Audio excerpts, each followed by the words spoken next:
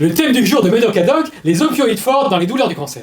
Alors Pénélope, pourquoi s'intéresser aux opioïdes? Eh bien Vincent, pour de bonnes raisons. Alors 2 informations, une bonne et une mauvaise. La bonne? Alors la mauvaise.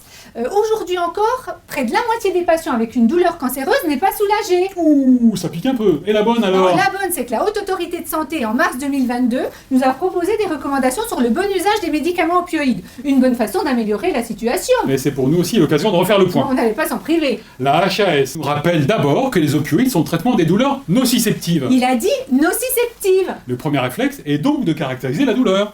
T'es qui, toi? Pour la douleur cancéreuse, il faut être un véritable enquêteur. La douleur est un symptôme complexe, souvent mixte. Elle peut être neuropathique, inflammatoire, mécanique, et on en passe. Il faut contraindre le patient à caractériser le plus précisément possible ses symptômes, lui proposer d'utiliser ses propres mots de manière instinctive avec des adjectifs qualificatifs, quitte à aller à la pêche aux informations et mener un véritable interrogatoire contre-interrogatoire. Il faut connaître le contexte d'expression de ces douleurs, comme par exemple un syndrome anxio-dépressif sous-jacent. Existe-t-il des répercussions familiales, sociales ou professionnelles de ces douleurs? Nous disposons d'outils simples qui permettent d'orienter la consultation, comme par exemple le questionnaire TN4, qui permet de dépister une origine neuropathique qui, si elle existe, pourra être avantageusement traitée par des molécules comme la gabapentine ou la mitriptyline. Que l'on retrouve dans la classification de Beaulieu et Lussier, basée sur la nature de la douleur, sur les mécanismes physiopathologiques et les expressions cliniques multiples. Alors là, on grimpe d'une marche dans la pertinence par rapport au bon vieux palier de l'OMS. Ah bah oui, il est temps de les remercier et de les mettre au placard. Alors, revenons à la prise en charge de la douleur nociceptive. Alors pour la HAS, il s'agit d'obtenir les objectifs suivants. S'attaquer d'abord à la douleur de fond jusqu'à obtenir une intensité faible à nulle. Faire la guerre aux pics douloureux, moins de 4 par jour, et s'il en reste, les réduire à plus de 50%. Et maintenir la qualité de vie du patient en termes de sommeil, activité et gestion des effets indésirables. Alors, en pratique, comment faire? Tournons-nous vers nos spécialistes. Il est recommandé d'instaurer d'emblée un traitement opioïde par voie orale. Les petites doses d'opioïdes puissants sont à préférer aux grosses doses d'opioïdes moins puissants comme le tramadol, qui doit être évité. La morphine et l'oxycodone sont des opioïdes forts de premier choix. La titration du traitement de fond se fait avec une forme à libération immédiate ou prolongée. Pour les doses de secours, utilisez la même molécule à libération immédiate 4 fois par jour. La posologie, 1/6 à 1/10 de la dose quotidienne. À plus que 4 doses de secours par jour, pensez à réajuster le traitement de fond. Okidoki. Et le fentanyl dans tout ça? Le fentanyl transdermique peut être utilisé en cas de douleur déjà contrôlée, ou en instauration si voie orale impossible ou si insuffisance rénale. Et pour les accès paroxystiques? Pour les accès douloureux paroxystiques, vous pouvez ajouter du fentanyl transmuqueux, 4 fois par jour maximum, uniquement si le traitement de fond est bien conduit et stabilisé. Pour la prévention des gestes douloureux programmés, utilisez des opioïdes à libération immédiate. Le fentanyl transmuqueux est à réserver aux gestes douloureux courts et imminents quand il existe un traitement opioïde de fond. Et si ça marche pas? Style douleur rebelle? Qui nécessite des doses.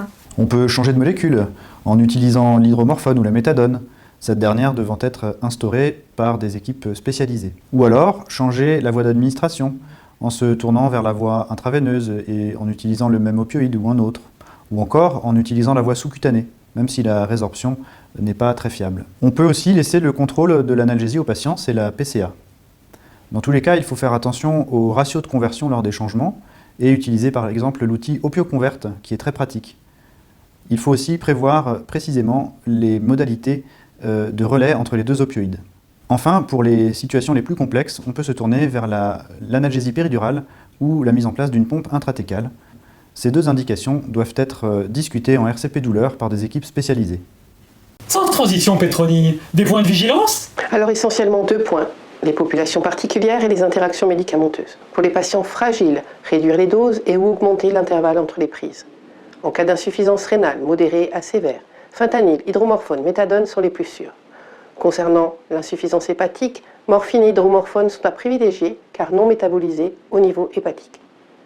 Concernant les interactions médicamenteuses, on notera un risque de majoration de la somnolence avec les benzodiazépines et les gabapentinoïdes. Avec les neuroleptiques, l'hydroxyzine, l'amiodarone, les citalopram, un risque de majoration de l'allongement du QT et des troubles du rythme, notamment avec la méthadone, le tramadol et l'oxycodone. C'est noté. Le traitement par opioïde est évolutif. Dynamique Et adaptatif.